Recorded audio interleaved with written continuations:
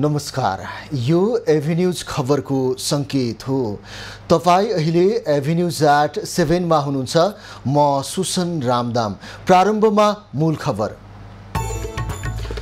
पूर्व मन्त्रीद्वय खाँड र रायमाझी सहित 14 जनालाई थप 3 दिन थुनामा राख्न अनुमति। कुनै पनि दबावले अनुसन्धान प्रभावित नहुने गृहमन्त्रीको भनाई।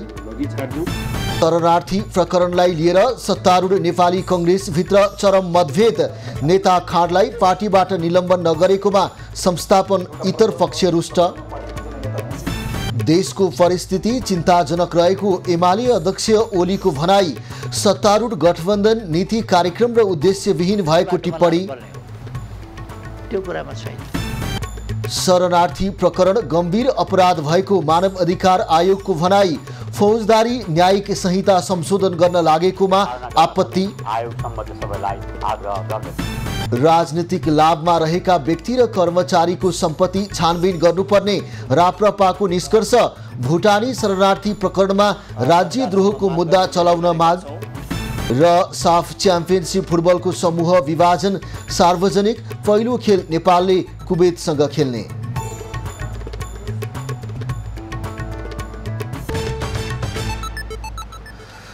अब खबरको सिलसिला प्रारम्भ गरौँ म्याथप सम्बन्धी प्रसङ्गबाट। नेपाली नागरिकलाई नक्कली भुटानी शरणार्थी बनाएर अमेरिका पठाउने प्रयास गरेको आरोपमा पक्राउ परेका पूर्व उपप्रधानमन्त्री एवं ऊर्जा मन्त्री टोप बहादुर रायमाझी, पूर्व गृहमन्त्री बालकृष्ण खाँड लगायतका अभियुक्तलाई थप 3 दिन हिरासतमा राख्न अदालतले अनुमति दिएको छ। जिल्ला सरकारी वकिलको कार्यालय काठमाडौँले अनुसन्धान सकेर आजसम्ममा राय सहितको प्रतिवेदन बुझाउने भने पनि अनुसन्धान पूरा नभएपछि प्रहरीले फेरि म्याद थप गर्न माग गरेको थियो। सोही अनुरूप अदालतले आरोपीहरूलाई थप 3 दिन हिरासतमा राखेर अनुसन्धान गर्न अनुमति दिएको हो। उपप्रधान एवं गृहमन्त्री नारायण काजी श्रेष्ठले नक्कली भुटानी शरणार्थी प्रकरणलाई तथ्य र प्रमाणका आधारमा निष्कर्षमा पुर्याउने प्रतिबद्धता जनाएका छन्। आज मन्त्रालयमा नेकपा एकीकृत समाजवादीको ज्ञापन पत्र बुझ्दै उनले नक्कली भुटानी शरणार्थी बनाएर नेपाली नागरिकलाई बाहिर पठाउने र त्यसबाट पैसा सङ्कलन गरी सम्पत्ति आर्जन गर्ने कुरा सङ्गठित अपराध भएको बताएका हुन्। गृहमन्त्री श्रेष्ठले कुनै पनि भ्रष्टाचारका प्रकरणहरू निष्पक्ष भएर छानबिन गर्ने र कुनै पनि दबावमा वा कुनै पनि अवांछित प्रभावबाट सरकार प्रभावित नहुने स्पष्ट पारे। कुनै पनि दबाव वा कुनै पनि अवांछित प्रभावबाट सरकार प्रभावित हुँदैन। यो अनुसन्धानको प्रक्रियालाई तथ्य र प्रमाणका आधारमा निष्कर्षमा पुर्याउन सरकार प्रतिबद्ध छ र हामी दोषीलाई कानुनको दायराभित्र ल्याउने र कारबाहीको प्रक्रियामा लगी छाड्छौँ। नेकपा एकीकृत समाजवादीको तर्फबाट पार्टी महासचिव जगन्नाथ खतिवडा सहितको टोली गृहमन्त्रीलाई ज्ञापन पत्र बुझाउन पुगेको थियो। सत्तारूढ दल नेपाली कङ्ग्रेसभित्रको गुटगत राजनीतिको गन्ध नक्कली भुटानी शरणार्थी प्रकरणमा पनि देखिएको छ। पूर्व गृहमन्त्री एवं कङ्ग्रेसका केन्द्रीय सदस्य बालकृष्ण खाँड यो प्रकरणमा मुछिएसँगै संस्थापन इतर पक्षले खाँडलाई कारबाहीको डण्डा चलाउनु पर्ने अडान लिइरहेको छ। तर संस्थापन पक्षले भने कारबाही गर्न त परेको कुरा औपचारिक छलफल गर्न समेत तयार देखिएको छैन। नक्कली भुटानी शरणार्थी प्रकरणका कारण सत्तारूढ दल नेपाली कङ्ग्रेसमा दुई धार देखिएको छ। खास गरी यो प्रकरणमा नाम जोडिएका नेता तथा कार्यकर्तालाई पार्टीले कारबाही गर्ने वा नगर्ने भन्ने विषयमा कङ्ग्रेस दुई धारमा विभाजित बन्न पुगेको हो। शरणार्थी प्रकरणमा पार्टी सभापति शेरबहादुर देउवापत्नी आर्जु राणा, पूर्व गृहमन्त्री एवं केन्द्रीय सदस्य बालकृष्ण खाँड र उनकी पत्नी मन्जु खाँडको नाम जोडिएको छ। उनीहरूको नाम जोडिएसँगै दिनौँ जसो पार्टीको बैठक बस्दै आएको छ। तर यो प्रकरणमा पार्टीले अहिलेसम्म पनि स्पष्ट धारणा सार्वजनिक गर्न सकिरहेको छैन। यही मौकामा संस्थापन इतर पक्षले पार्टी सभापति देउवा निकट मानिने खाँडलाई कारबाहीको डण्डा चलाउनु पर्ने अडान लिइरहेको छ। तर सभापति देउवा र संस्थापन पक्षको अहिले नै कारबाही गरिहाल्ने मनस्थिति देखिँदैन। शरणार्थी बनाएर पठाउने कुरालाई पार्टीले चाहिँ गम्भीरताका साथ लिएको छ। हाम्रो पार्टीको नेता पनि अब बालकृष्णजी पनि त्यसमा हुनुहुन्छ। अनुसन्धान जारी छ। अनुसन्धानबाट त्यसको निष्कर्ष नआएसम्म हामीलाई त थाहा छैन के भएको छ। विगतमा पनि कांग्रेसभित्र चरम गुटगत राजनीति मौलाएको आरोप लाग्दै आएको थियो। पार्टीले दोषीलाई कारबाही गरी अनुसन्धानमा सहयोग गर्ने भन्दा पनि आरोप लागेका व्यक्तिको पक्ष वा विपक्षमा उभिने प्रवृत्तिले यो प्रकरण पनि गुटगत राजनीतिको शिकार भएको पुष्टि गर्छ। नक्कली भुटानी शरणार्थी प्रकरणमा मुछिएका जो कोहीलाई पनि कारबाही गर्नबाट पार्टी पछाडि हट्न नहुने संस्थापन इतर पक्षको तर्क छ। एउटा प्रकरण भयो, प्रकरणमा पार्टीको एकजना नेता मुछिनु भयो। नेता मुछिसकेपछि विधिको शासन भएको ठाउँमा कानुनी प्रक्रियामा सबैले विश्वास गर्नुपर्छ। अनुसन्धानबाट यदि दोषी हुनुहुन्छ भने बकाइदासँग दोषीले सजाय पाउनुपर्छ र यो खालको यो राजद्रोह, यो राष्ट्र विरुद्धको द्रोह जस्तो अपराधमा अनुसन्धान जरासम्म पुग्नुपर्छ। जो मुछिन्छ सबैलाई कारबाही हुन्छ। त्यसमा दायाँ बायाँ इफ बट के पनि छैन। राजनीतिक विश्लेषक पनि गुटगत राजनीतिलाई छोडेर सत्य तथ्य बाहिर ल्याउनेतर्फ पार्टीले ध्यान दिनुपर्ने बताउँछन्। सत्य तथ्य बाहिर ल्याउनका लागि पार्टीले कारबाही गरेर मार्ग प्रशस्त गर्नुपर्नेमा उनीहरूको जोड छ। शेरबहादुरजी यसमा चाहिँ अब यो अनुसन्धानलाई चाहिँ प्रभाव पार्न लागिरहनु भएको छ, किनभने उहाँको हिजोको शक्तिशाली गृहमन्त्री हो, आजको पनि उहाँको पार्टीको ठुलो सहयोगी हो भन्ने मेसेज गइरहेको छ। ती सबै मेसेजहरूलाई चिरेर चाहिँ स्वस्थ एउटा अनुसन्धान गर्नको लागि खाँडजीलाई चाहिँ पदमुक्त नै गर्नुपर्थ्यो। प्रभावशाली नेता खाँड र पूर्व सांसद आङतावा शेर्पा पक्राउ परिसक्दा पनि कांग्रेस सभापति देउवाले पार्टीमा छलफल गर्न नचाहनुलाई अनौठो रूपमा हेरिएको छ। पार्टीभन्दा पक्राउ परेका आफू निकटका नेता जोगाउन पार्टी नेतृत्व लागि परेको भन्दै यति बेला चर्को आलोचना भइरहेको छ। क्यामेरामा सुरेश रजकका साथमा सरोज बस्याल, काठमाडौँ।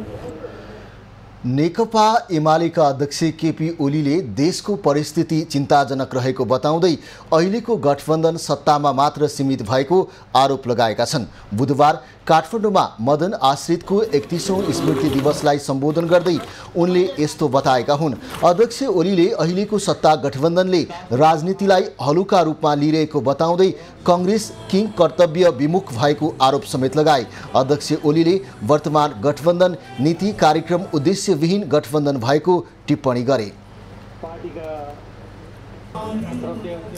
नेपाली कांग्रेस भन्ने एउटा पार्टी छ, आबाना चाबाको। त्यो कुनै राजनीतिक संज्ञा दिन पनि मन लाग्न छोडिसक्यो। त्यो पार्टीलाई आबाना चाबाको पार्टी भने हुन्छ। देश यस्तो गम्भीर परिस्थितिमा छ, एउटा लामो इतिहास बोकेको नेपाली कांग्रेस किम कर्तव्य विमूढ, भोलि उठी कहाँ जाने केही थाहा छैन जस्तै छ। के गर्नुपर्ने हो अहिले, आज देशलाई कसरी सही बाटोमा लानुपर्ने हो, त्यो कुरामा छैन।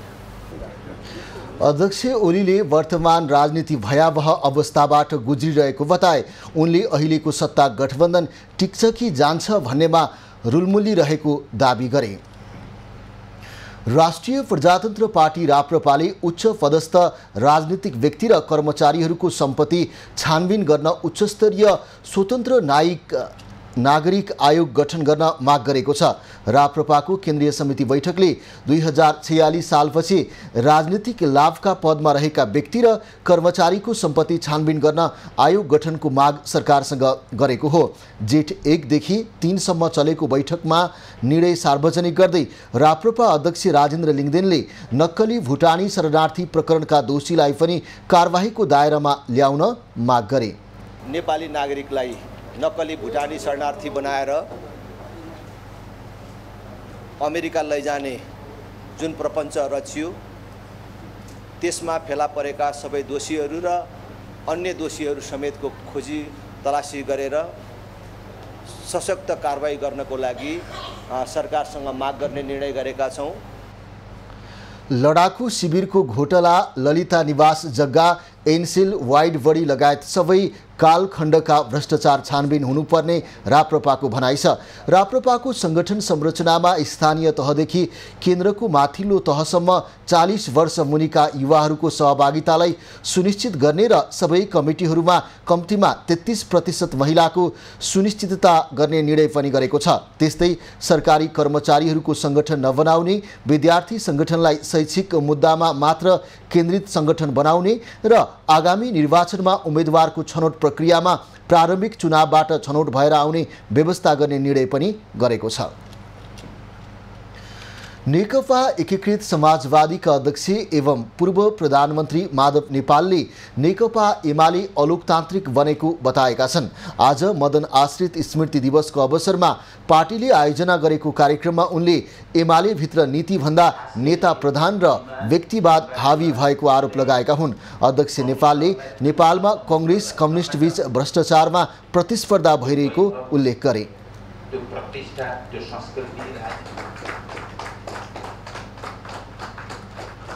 नेपालको राजनीति त्यतिकै प्रदूषित छ। नेताहरू नै भ्रष्टाचारमा चुर्लुममा डुबेका छन्। के कांग्रेस के कम्युनिस्ट सब मिल्न पुगेका छन्। भ्रष्टाचार गर्ने कुराको बारेमा लगभग प्रतिस्पर्धा भइरहेको अवस्था छ।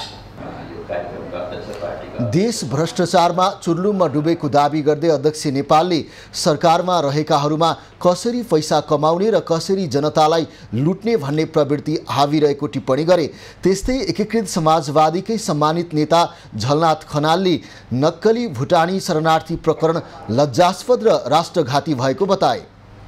नक्कली भुटानी शरणार्थीको जुन काण्ड अहिले देशमा सतहमा आएको छ, यो अत्यन्त लज्जास्पद काण्ड हो।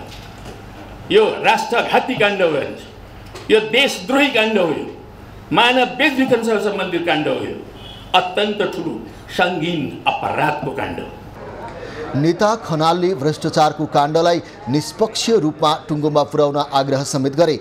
एमसीसी र एसपीपी पास गरिसकै नेपालमा अमेरिकी सेना र सरकारका प्रतिनिधिहरूको उपस्थिति बाक्लिन थालेको भन्दै उनले आपत्ति जनाए। एमसीसी र एसपीपी पास गराएपछि अमेरिकी सेनाका र सरकारका एकपछि अर्को झुन्डहरू नेपालमा आइरहेको भन्दै पूर्व प्रधानमन्त्री समेत रहेका नेता खनालले नेपाललाई विदेशीको खेल मैदान बन्न दिन नहुनेमा जोड दिए। राष्ट्रिय मानवाधिकार आयोगले राज्य शक्तिको दुरुपयोग गरी नक्कली शरणार्थी बनाई मानव बेचबिखन गर्नु लोकतन्त्रको लागि चिन्ताको विषय भएको जनाएको छ। आज पत्रकार सम्मेलन गर्दै आयोगले नागरिकलाई नक्कली शरणार्थी बनाई मानव बेचबिखन गर्नु गम्भीर प्रकृतिको भ्रष्टाचारको विषय मात्र नभई मानव बेचबिखन र ठगीको गम्भीर अपराध भएको जनाएको हो। आयोगका अध्यक्ष तब बहादुर मगरले शक्तिको दुरुपयोग गरी निकृष्ट अपराधको अनुसन्धानमा प्रभाव पार्न सक्नेतर्फ सचेत रही कानुन बमोजिम अनुसन्धान र कारबाही अघि बढाउन आग्रह गरे।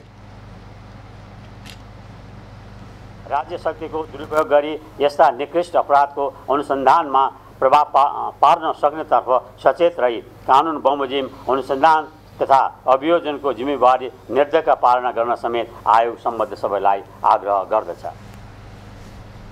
आयोगले फौजदारी कार्यविधि संहिता संशोधनले द्वन्द्व कालमा भएका घटनाहरूलाई पनि राजनीतिक आवरण दिएर मुद्दा फिर्ता लिने सम्भावना बढेको भन्दै चिन्ता प्रकट गरेको छ। न्यायको विषयलाई प्रतिकूल असर र प्रभाव पर्ने गरी कुनै पनि ऐन संशोधन नगर्न र मुद्दा फिर्ता लिने कार्य नगर्न आयोग नेपाल सरकारलाई आग्रह गर्दछ। आयोगले अदालतबाट न्यायिक परीक्षण हुन नपाउने र न्यायिक परीक्षण भइसकेको अवस्थामा मुद्दा फिर्ता लिने कार्यले दोषीले उन्मुक्ति पाउनुका साथै न्याय प्रणालीमा नै विचलन आउन सक्ने चिन्ता जनाएको हो। संक्रमणकालीन न्यायको विषयलाई प्रतिकूल असर र प्रभाव पर्ने गरी कुनै पनि ऐन संशोधन नगर्न मुद्दा फिर्ता लिने कार्य नगर्न आयोगले सरकारको ध्यानाकर्षण गराएको छ। कानुनको आफू अनुकूल व्याख्या गर्ने प्रवृत्तिले मानव अधिकारको उपभोगमा र दण्डहीनताको अन्त्य गर्ने सवालमा चुनौती सृजना भएको आयोगको भनाइ छ। महोत्तरीको गौशाला नगरपालिकामा जनप्रतिनिधिकै संलग्नतामा नदीजन्य पदार्थको राजस्व छली भएको छ। गौशाला नगरपालिकाका जनप्रतिनिधिले बाँके नदीबाट नदीजन्य पदार्थको निकासी राजस्वमा अनियमितता गरेको पाइएको हो।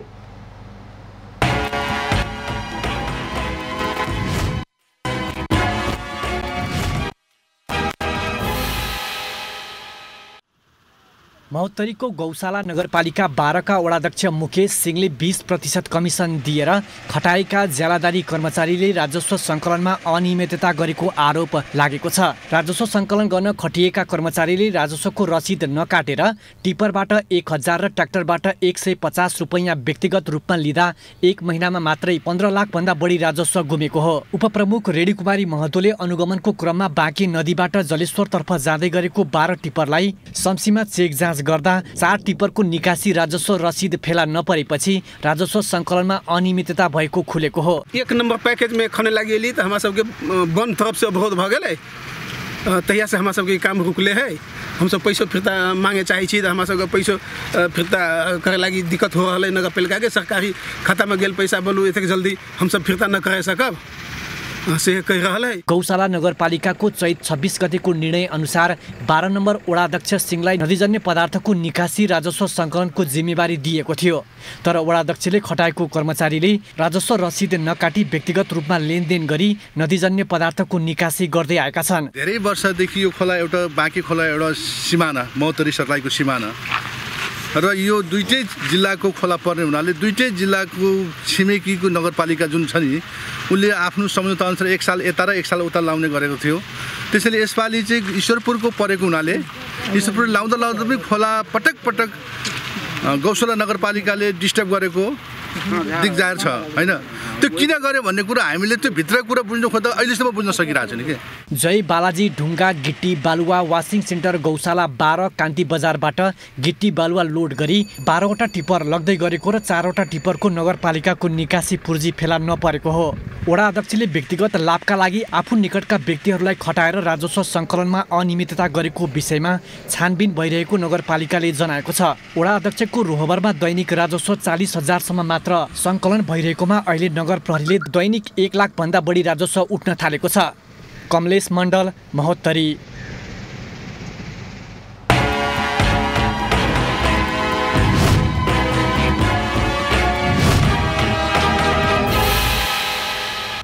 किसानका लागि सिंचाई पुग्नु खुसीको कुरा हो। 5 वर्ष पहिले बबईको पानीलाई बाँसगढी 1 का चेपाङ बस्ती लक्षित लिफ्ट सिंचाई सञ्चालनमा आएको थियो। तर एक दिन मात्रै सञ्चालनमा आएर अलपत्र परेपछि किसानहरू चिन्तित भएका छन्। बबई चेपाङ बस्तीमा झण्डै 200 बढी किसानलाई सिँचाइ सुविधा हुने उद्देश्यले 1 करोडको लगानीमा सञ्चालन गरिएको बबई लिफ्ट सिँचाइ आयोजना एक दिन मात्र सञ्चालनमा आएर बन्द अवस्थामा पुगेको छ। विगत 5 वर्ष पहिले भेरी बबई बहुउद्देश्य आयोजनाले चेपाङ बस्तीका किसानलाई सिँचाइ सुविधा दिने गरी सञ्चालनमा ल्याएको आयोजना हाल बन्द अवस्थामा रहेको हो। लिफ्ट सिँचाइ आयोजना सञ्चालनमा ध्यान नदिँदा खेतबारी बाँझो भएको छ। आकाशे पानीको भरमा लगाइएका बाली समेत सुक्दै गएका छन्। सोलर सिस्टमबाट सञ्चालन गर्ने भनिएको लिफ्ट सिँचाइ आयोजना सञ्चालनमा आउन नसक्दा किसानलाई निकै शास्ति भोग्नु परेको छ। करोडभन्दा माथिकै लगानीमा यो 2टा प्यानलहरू राखियो। 2टा यहाँ छुटछुटै समिति पनि छन्। यो पानी के यो सिँचाइ समिति भनेर 2टा समिति छन्। हाम्रो 2टा चेपाङमा 2टा समिति छन्। 2टा समितिसँग समन्वय गरेर 2टा प्यानल राखिएको छ। यहाँ जग्गा भाडामा लिएर पनि यो काम गरियो। यो काम गर्दै गर्दाखेरि त्यसपछि ल्याएर यो मोटर पनि राखियो। मोटर राख्यो तर एक दिन पनि नचलिकन। सोलर र लिफ्ट पम्प भए पनि आकाशे फल आँखातरी मर भने जस्तै छ। बस्तीको नजिकै पानी भए पनि लिफ्ट सिँचाइ सञ्चालन नहुँदा खेतीबारीमा पानी ल्याउन समस्या भएको किसानहरू बताउँछन्। त्यो बेलामा चाहिँ तलतिरपट्टि 20 मिटर तल चाहिँ हाम्रो नदी छ।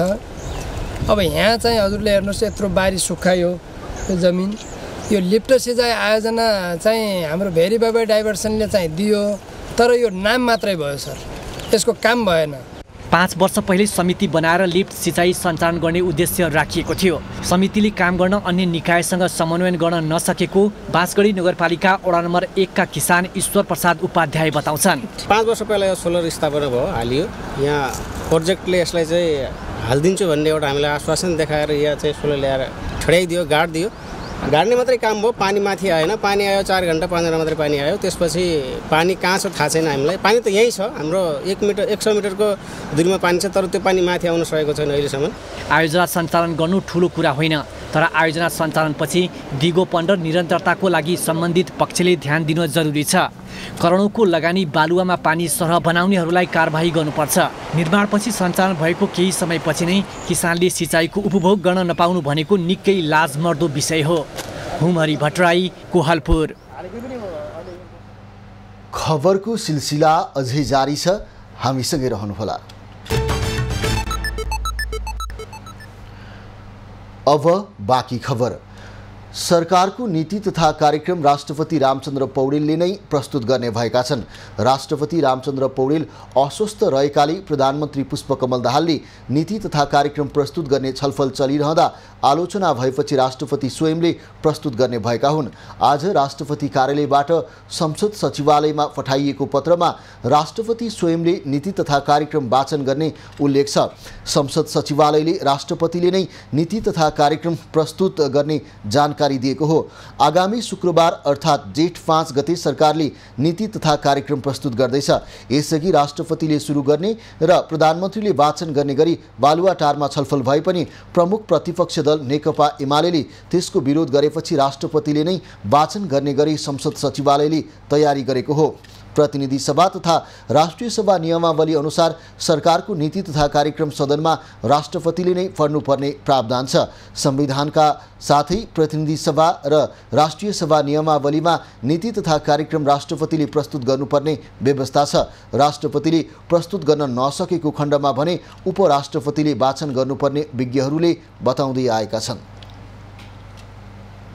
पूर्व राजा ज्ञानेन्द्र शाहलाई धनगढीमा नागरिक अभिनन्दन गरिने भएको छ। शाहलाई यही जेठ 6 गते नागरिक अभिनन्दन गरिने अभिनन्दन मूल समारोह समितिले आज धनगढीमा पत्रकार सम्मेलन मार्फत जानकारी दिएको हो।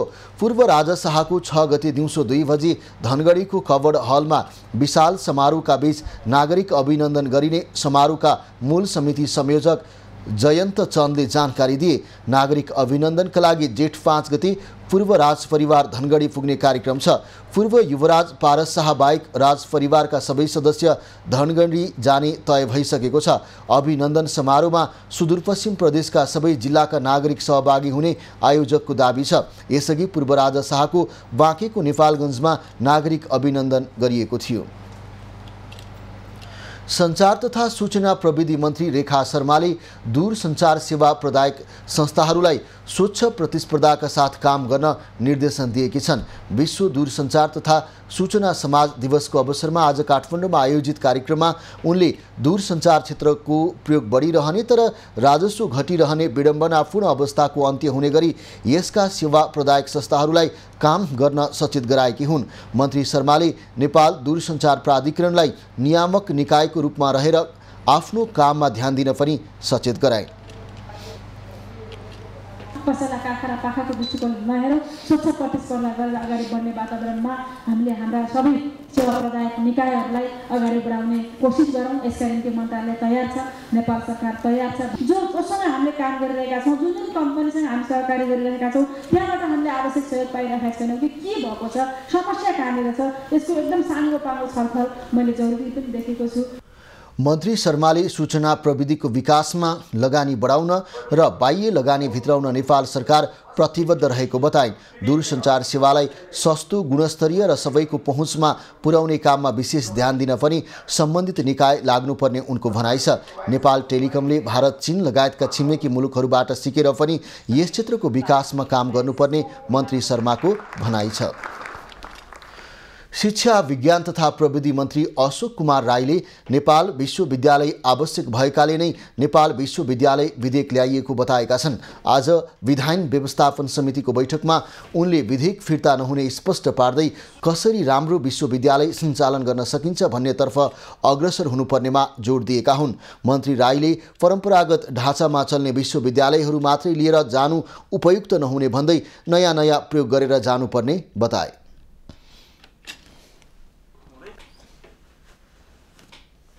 नयाँ प्रयोगहरू गरेर जानु पनि पर्छ, किनभने एकै खालको परम्परागत ढाँचामा मात्रै चल्ने विश्वविद्यालयहरू लिएर जान उपयुक्त हुँदैन। मन्त्री राईले नेपाल विश्वविद्यालयलाई सार्वजनिक विश्वविद्यालयको रूपमा बनाउनु पर्ने बताए। बैठकमा समिति सदस्यहरूले भने नेपाल विश्वविद्यालय निर्माणमा सरकारको पनि संलग्नता र विश्वविद्यालयको सङ्ख्यामा पुनर्विचारको आवश्यकता औल्याए। कुनै पनि विश्वविद्यालयले नेपालमा छैन, त्यसकारणले गर्दाखेरि अगाडि के हो, यसरी अगाडि आयो, हामीले चाहिँ यसलाई चाहिँ समर्थन गऱ्यौँ। यो यो कसले लाग्यो भन्नेतिर नजाउँ, यो कस्तो छ भन्नेतिर जाउँ, यो ठिक छ भने अगाडि बढौँ। तपाईहरु भाग नपाउनुहुन्न। यत्रो पब्लिक सेक्टरमा कुनै एउटा इन्डिभिजुअलले या ग्रुपले यस्तो नेक उद्देश्यबाट सरकारलाई कमसे कम आर्थिक बोझ दिने गरी राम्रो काम गर्न खोजिरहेछ भने सरकार भाग्ने, सरकार ब्ल्याकलिस्टेड गर्ने, गैर सरकारी भनेर ब्ल्याकलिस्ट गर्ने यो संस्थालाई। यी नयाँ युनिभर्सिटी खोल्ने कुराहरू कुन इन्ट्रेस्टबाट कहाँबाट आउँछ? हुन त हामी यहाँ भएका मान्छे कसैले पनि यो काम सकाउला जस्तो त मलाई लाग्दैन। यदि सक्छौँ भने यो विधेयकै कहाँबाट आएको उतै पठाइदिउँ, पुरै सकिहाल्छ। नेपाल विश्वविद्यालयको संगठनात्मक संरचना र पाठ्यक्रममा हस्तक्षेप गर्न नहुने सांसदहरूको भनाइ छ।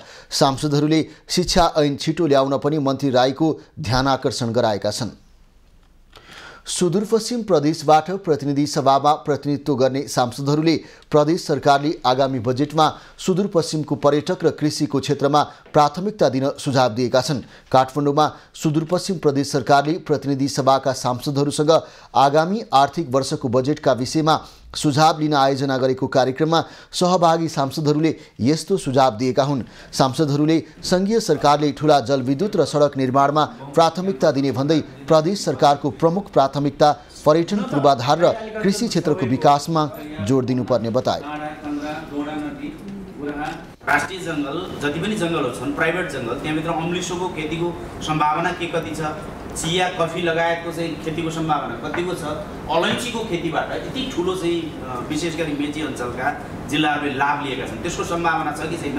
जंगल पनि छ, जंगल पनि जोगाउने र जंगलभित्र व्यावसायिक चाहिँ खेती गर्ने यी विकल्पका बारेमा पनि सोच्ने, केन्द्रले सोच्ने कुरा ठुला यो चाहिँ आयोजनाहरू जुन हाइड्रोका र सडकका आयोजना भने जस्तै प्रदेशले सोच्ने योजना चाहिँ यो हो कि जस्तो लाग्छ। पर्यटकीय क्षेत्र भनेर अथवा चाहिँ के भने सामाजिक क्षेत्र भनेर, शिक्षाको क्षेत्र भनेर अलिकति त्यसलाई चाहिँ त सीमाङ्कन गरेर छुट्याइदिनु भयो भने डल्लै दिनु मन्त्रालयलाई, फेरि मन्त्रालयलाई पनि सरकारका केही लिभरेजहरू चाहिन्छन् सरकारलाई, तर त्यसको प्रतिशत कति हुने र एरिया के हुने भन्ने कुरा गरिदिनु भयो भने भोलि चाहिँ त सरकार समस्यामा पर्दैन।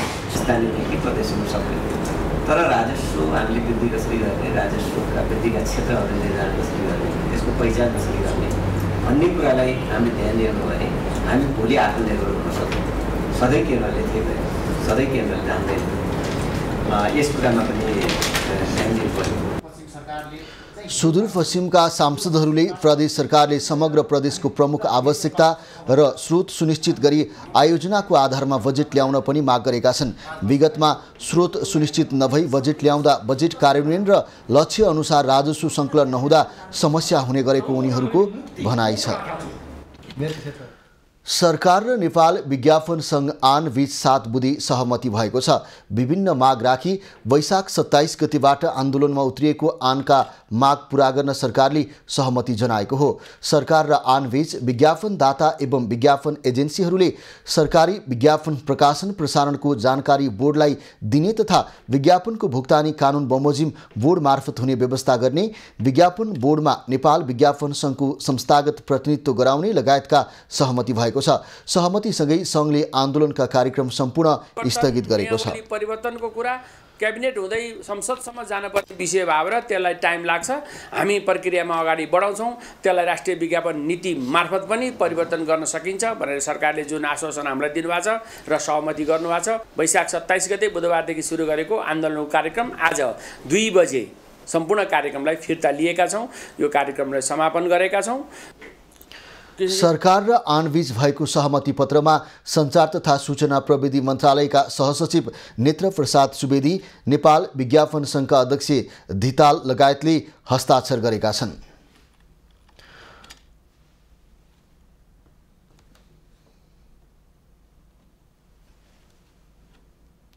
सुन्दर यातायातले नयाँ विद्युतीय मोटरसाइकल नेपाली बजारमा ल्याउने भएको छ। गन्तव्य EV100 नाम दिएको मोटरसाइकल सुन्दर अटो इन्जिनियरिङले भोलि सार्वजनिक गर्ने भएको हो। काठमाडौँमा हुने विशेष कार्यक्रममा ऊर्जा मन्त्री शक्ति बहादुर बस्नेतले मोटरसाइकल सार्वजनिक गर्ने भएका हुन्। गन्तव्य EV100 मोटरसाइकल उपभोक्ताले रुचाउने सुन्दर अटो इन्जिनियरिङका अध्यक्ष भेष बहादुर थापाको अपेक्षा छ। अहिले पहिलाको भन्दा नरहेको अवस्थामा यसलाई सरल भइसकेको अवस्था र हामीले दर्ता प्रक्रियामा पनि हामी अन्तिम पुगिसकेको अवस्थालाई त्यसलाई मध्यनजर राखेर सुन्दर अटो इन्जिनियरले भोलिबाट हामीले बजार व्यवस्थापनको जिम्मा चाहिँ सुन्दर ट्रेडर्स प्रहरीलाई दिएका छौँ। उहाँहरूले गर्नुहुन्छ बजार व्यवस्थापन, हामी उत्पादन पार्ट मात्र हेर्छौँ भने सुन्दर अटो इन्जिनियर उत्पादन पार्ट हेर्छ भने सुन्दर ट्रेडर्स प्रहरीले चाहिँ यो बजार व्यवस्थापनको जिम्मा उहाँहरूले लिनुभएको छ। स्वदेशमै उत्पादन भएका सामान प्रयोग गरेर सुन्दर यातायातले विद्युतीय मोटरसाइकल निर्माण गरेको हो। सुन्दर ट्रेडर्स, सुन्दर अटो इन्जिनियरिङ र सुन्दर यातायातको सहकार्यमा तयार भएको मोटरसाइकलको बजार मूल्य 2,47,000 राखिएको छ। पेट्रोलभन्दा कम खर्चमा चलाउन सकिने हुँदा सुन्दरको मोटरसाइकलले छिट्टै बजार लिने अपेक्षा गरिएको छ। सुन्दर यातायातले लामो समयदेखि नेपालमा विद्युतीय मोटरसाइकल तथा स्कुटर बिक्री गर्दै आएको छ। शेयर बजार आज दोहोरो अङ्कले बढेको छ। शेयर बजार परिसूचक नेप्से आज 23.39 अङ्कले बढेर 1,845.01 बिन्दुमा पुगेको हो। बजारसँगै आज कारोबार रकम पनि बढेको छ। 266 वटा कम्पनीको 25,77,000 किता शेयर 85 करोड 76 लाख रुपैयाँमा कारोबार भएको छ। सबैभन्दा धेरै शिवम सिमेन्टको 5 करोड 46 लाख रुपैयाँको शेयर किनबेच भयो। आज सबै समूहको शेयर बढेकोमा बीमा, विकास बैंक र जलविद्युत समूहको शेयर उच्च अङ्कले उकालो लागेको छ। आज सबैभन्दा धेरै आत्मनिर्भर लघुवित्तको शेयर 10% तथा इस्टर्न जलविद्युत, ग्रिन लाइफ जलविद्युत र आदर्श लघुवित्तको शेयर 9.5% भन्दा धेरै बढेको छ। बजार बढे पनि आज सबैभन्दा धेरै माइखोला जलविद्युत कम्पनीको शेयर झन्डै 8 घटेको छ। आज 187 वटा कम्पनीको शेयर मूल्य बढेको छ। यसबाहेक 25 वटा कम्पनीको शेयर मूल्य घटेको छ भने 7 वटा कम्पनीको शेयर मूल्य भने स्थिर छ। नेपाली हिमाल आरोही कामी रिता शेर्पा 27औं पटक सगरमाथाको चुचुरोमा पुगेका छन्। आफ्नै कीर्तिमानलाई भङ्ग गर्दै उनी आज बिहान 8:30 मा 27औं पटक सगरमाथाको चुचुरोमा पुगेका हुन्। खुम्बु पासङ लामो गाउँपालिकाको ठामेका 53 वर्षीय कामी रिता शेर्पाले सबैभन्दा धेरै पटक सगरमाथा आरोहणको कीर्तिमान बनाएका हुन्। सन् 1994 मा पहिलो पटक सगरमाथाको चुचुरोमा पुगेका शेर्पाको 8000 मिटर अग्ला शिखरमा सबैभन्दा बढी आरोहण गरेको कीर्तिमान समेत रहेको छ। उनले 8 पटक चोयु, 3 पटक मनास्लु, 1 पटक लोत्से, 1 पटक केटु गरी 39 पटक विश्वका अग्ला हिमालहरूको आरोहण गरिसकेका छन्। यसअघि उनले 3 सिजनमा 2-2 पटक सगरमाथा आरोहण गरेका छन्। शेर्पाले चुचुरोसम्म डोरी टाङ्ने जिम्मेवारी पनि पाएकाले सन् 2009, 2010 र 2013 मा एकै याममा 2 पटक सगरमाथाको आरोहण गरेका थिए। साथै 2019 मा 6 दिनमा 2 पटक, 2021 र 2022 मा क्याम्प 2 देखि सगरमाथाको चुचुरोसम्म डोरी टाङ्न नेतृत्व समेत गरेका थिए। सगरमाथाको आरोहण आइतबार औपचारिक रूपमा सुरु भएको हो। पर्यटन विभागले यो याममा 478 जनालाई आरोहण अनुमति दिएको छ। यातायात व्यवस्था विभागले डिजेलको मूल्य घटेसँगै लामो दूरीका सवारी साधनको भाडाको मूल्य समायोजन गरेको छ। आजबाट लागू हुने गरी भाडा घटाइएको हो। यातायात व्यवस्था विभागका अनुसार जेठ 2 मा डिजेलको मूल्य घटेपछि आजदेखि लागू हुने गरी 2 वा सोभन्दा बढी प्रदेशमा सञ्चालन हुने सार्वजनिक यातायातको भाडा दर स्वचालित प्रणाली बमोजिम समायोजन गरिएको हो। यात्रुवाहक सवारीमा 3.20% ले घटेको छ भने पहाडी बाटोमा सञ्चालन हुने मालवाहक सवारीमा 4.19% र तराईको बाटोमा सञ्चालन हुने मालवाहक सवारीमा 4.65% ले भाडा घटेको छ। आजदेखि नेपाल आयल निगमले डिजेल र मट्टीतेलमा प्रति लिटर 10 रुपैयाँले मूल्य घटाएसँगै विभागले नयाँ भाडा दर सार्वजनिक गरेको हो। इन्धनको मूल्यमा 5% तल माथि हुनासाथ गाडी भाडा समायोजन गरिन्छ। अन्तर प्रदेशको भाडा केन्द्र सरकारबाट र अन्तरपालिकाको भाडा भने प्रदेश सरकारबाट निर्धारण हुन्छ। नेकपा एमालेका उपमहासचिव विष्णु रिमालले अहिले चर्चामा आएका सबै काण्डको निष्पक्ष छानबिन गर्नुपर्ने बताएका छन्। आज रामेछापको मन्थलीमा प्रेस चौतारी नेपालले गरेको पत्रकार भेटघाट कार्यक्रममा उनले सबै विषयमा छानबिन अघि बढाउन राजनीतिक दल तयार हुनुपर्ने बताएका हुन्। नेता रिमालले निष्पक्ष छानबिनको सट्टा सरकारमा रहेको नेताहरूले रिसिभी साध्न लागे भने अनर्थ हुने चेतावनी समेत दिए। गरेकाहरूलाई पुरानो भनिदिने र विचारै नभएकाहरू चाहिँ नयाँ भनिने एउटा चाहिँ भाष्य स्थापित गरेर नेपालमा नेपालको राजनीतिक आन्दोलनको राष्ट्रिय शक्तिहरूलाई कमजोर बनाउने र अराजकतालाई बल पुर्याउने एउटा चाहिँ भाष्य निर्माण गर्नुपर्ने हुनेछ। त्यसमा हामी सतर्क हुनुपर्छ भने हाम्रो पार्टीले चाहिँ दृष्टिकोण राख्छ। नेता रिमालले एमाले नक्कली भुटानी शरणार्थी मात्र होइन सबै घटनाको निष्पक्ष छानबिन हुनुपर्ने पक्षमा रहेको बताए। लडाकु शिविरको अनियमितता, ओम्नी काण्ड, यति काण्ड, ललिता निवास काण्ड, वाइडबडी काण्ड लगायतको पनि छानबिन हुनुपर्ने उनको भनाइ छ। लडाकुलाई दिएको रकमका बारेमा कुरा गर्दा अहिले सत्तामा रहेका मानिसहरूको मुटु दुख्ने नेता रिमालले बताए। नयाँ र पुरानोको नाम जोडेर पुराना पार्टी सबै काम नलाग्ने भाष्य बनाउन लागि भन्दै उनले आपत्ति जनाए।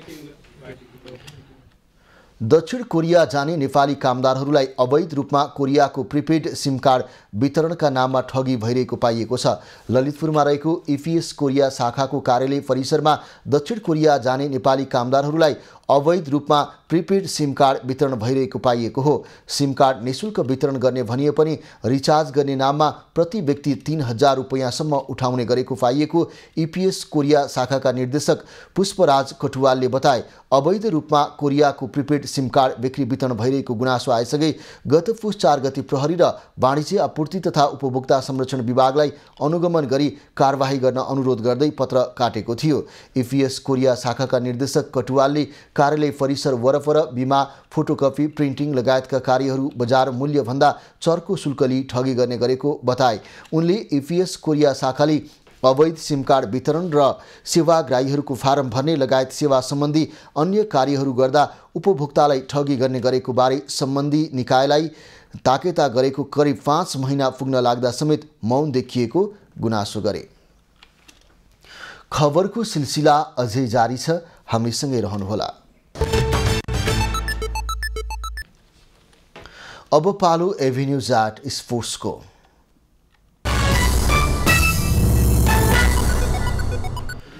चौधौं संस्करणको पुरुष साफ च्याम्पियनसिप फुटबल प्रतियोगिताको समूह विभाजन सार्वजनिक भएको छ। दक्षिण एसियाली फुटबल महासंघ साफले आज भारतमा हुने प्रतियोगिताको समूह विभाजन सार्वजनिक गरेको हो।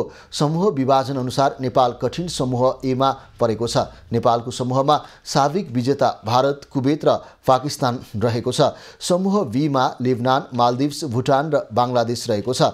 साफ च्याम्पियनसिप असार 6 देखि 18 गतेसम्म बेंगलुरुमा हुनेछ। फिफाको प्रतिबन्धको कारण यस संस्करण श्रीलङ्का सहभागी भएको छैन।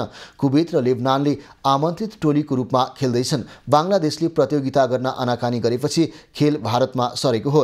यसैबीच साफले खेल तालिका पनि सार्वजनिक गरेको छ। तालिका अनुसार असार 6 गते उद्घाटन खेलमा नेपाल र कुवेत बीच प्रतिस्पर्धा हुने भएको छ। खेल नेपाली समयअनुसार पौने 4 बजे सुरु हुनेछ। दोस्रो खेलमा नेपालले 9 असारमा आयोजक भारतसँग खेल्नेछ। तेस्रो तथा समूह चरणको अन्तिम खेलमा 12 असारमा पाकिस्तान विरुद्ध खेल्नेछ। नेपाल सशस्त्र प्रहरी बलको आयोजनामा प्रथम महानिरीक्षक कृष्ण मोहन श्रेष्ठको स्मृतिमा आयोजना हुने राष्ट्रव्यापी खुल्ला ब्याडमिन्टन प्रतियोगिताको 16औं संस्करण जेठ 21 देखि 24 गतेसम्म हुने भएको छ। आज काठमाडौँमा पत्रकार सम्मेलन गर्दै सशस्त्रले नेपाल एफिएफ क्लब हलचोकमा प्रतियोगिता हुने जानकारी दिएको हो। राष्ट्रिय वरीयता प्रतियोगिता समेत रहेको प्रतियोगितामा पुरुष महिला एकल र युगल, मिक्स युगल, पुरुष अन्डर 12 र अन्डर 19, भेटरान्स युगल 45 र 55 वर्ष माथि तथा अन्तर सरकारी सेवा 35 वर्ष माथि गरी 10 विधामा प्रतिस्पर्धा हुनेछ। कुल 8,65,000 पुरस्कार राशि रहेको प्रतियोगितामा पुरुष र महिला एकलका विजयी शीर्ष 3 का खेलाडीहरूले नगद 70,000, 35,000 र 25,000 प्राप्त गर्नेछन्। यस्तै युगलतर्फ पहिलो हुनेले नगद 55,000, वाइज 12 र 19 वर्ष मुनिका उत्कृष्टले 25,000 र मिक्स युगलतर्फ प्रथमले 50,000 पाउने बताइएको छ। जेठ दोस्रो साताबाट काठमाडौँमा हुने काबा महिला भलिबल च्यालेन्ज कपको तयारीमा नेपाली राष्ट्रिय टोली जुटेको छ। जेठ 8 गतेदेखि 14 गतेसम्म घरेलु कोर्टको भरपूर सदुपयोग गर्ने गरी नेपाली टोली तयारीमा जुटेको हो। प्रतियोगिताको लागि भएको बन्द प्रशिक्षणमा टोलीमा धेरै सुधार आएको प्रशिक्षक बताउँछन्।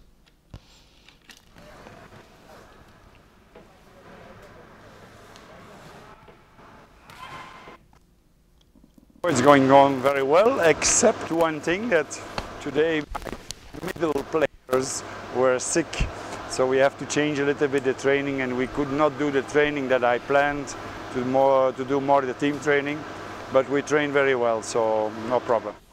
नेपाली टोलीलाई 2 पटक सेन्ट्रल जोन च्याम्पियन बनाएका जगदीश भट्ट, भरत यादव र कोपिला उप्रेती सम्मिलित टिमले प्रशिक्षण दिइरहेको छ।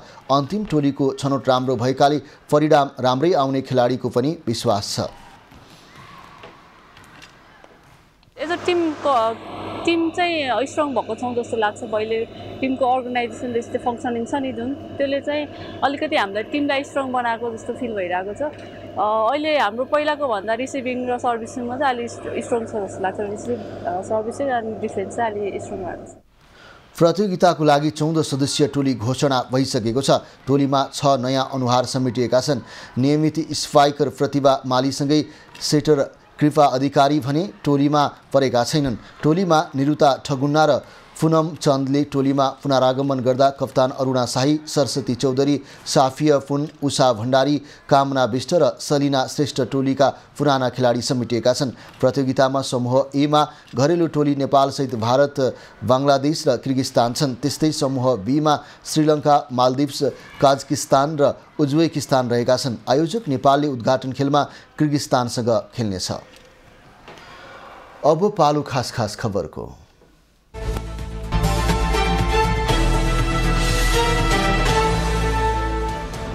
पाँचथरको हिलिहाङ गाउँपालिका 7 को भारप्पमा ट्र्याक्टरबाट झरेर 2 बालिकाको मृत्यु भएको छ। मेची राजमार्ग अन्तर्गत हिलिहाङको भारप्पामा ट्र्याक्टरबाट खसेर विद्यालय जाँदै गरेका हिलिहाङ 7 का कमल सुवेदीका 2 छोरी 13 वर्षीय पूजना सुवेदी र 9 वर्षीय गंगा सुवेदीको मृत्यु भएको हो। ड्राइभर सिटको छेउमा रहेका 2 बालबालिका ट्र्याक्टरबाट झरेपछि ट्र्याक्टरले खिचेर मृत्यु भएको बताइएको छ। काठमाडौँको तारकेश्वर स्थित काभ्रेस्थलीबाट रत्न पार्क आउँदै गरेको यात्रुवाहक बस शेषमतीमा दुर्घटना हुँदा 2 जना गम्भीर घाइते भएका छन्। 53ख 6367 नम्बरको बस खोलामा खसेर दुर्घटना हुँदा अन्य 7 जना घाइते भएका छन्। घाइतेको ग्रिन सिटी अस्पतालमा उपचार भइरहेको छ। दुर्घटनापछि फरार चालकको खोजी भइरहेको छ।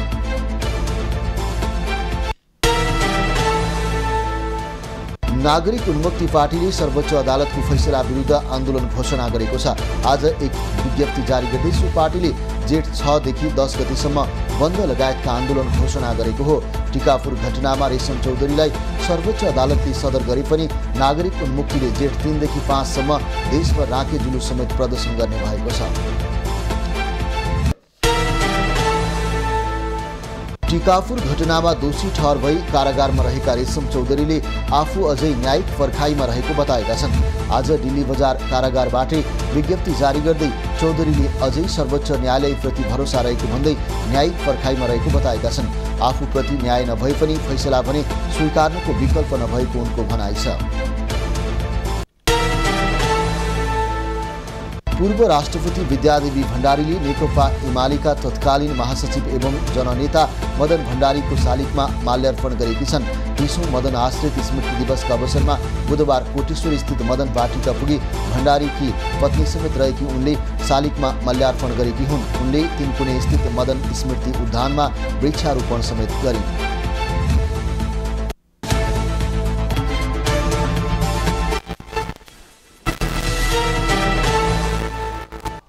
अब पालो एभेन्यू जाट मौसमको।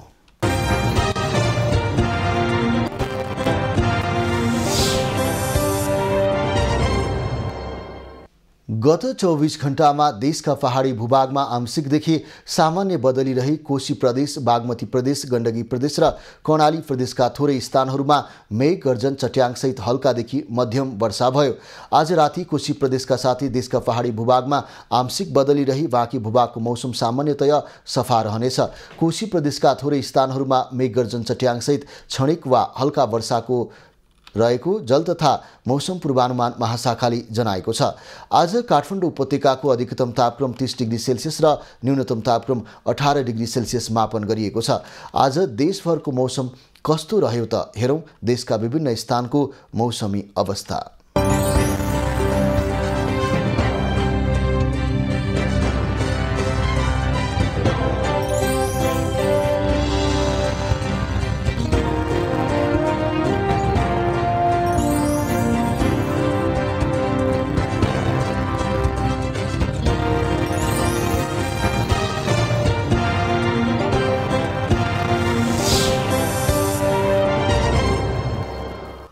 अहिलेलाई खबरको क्रम यति नै। एभी न्यूज खबरका यी सहित अन्य विस्तृत खबरको लागि www.avnews.tv लगइन गर्न सक्नुहुनेछ। युट्युब, फेसबुक र ट्विटरमा पनि हामीलाई फलो गर्न सकिनेछ। खबरभित्रको खबरको लागि हेर्दै रहनुहोला एभी न्यूज खबर।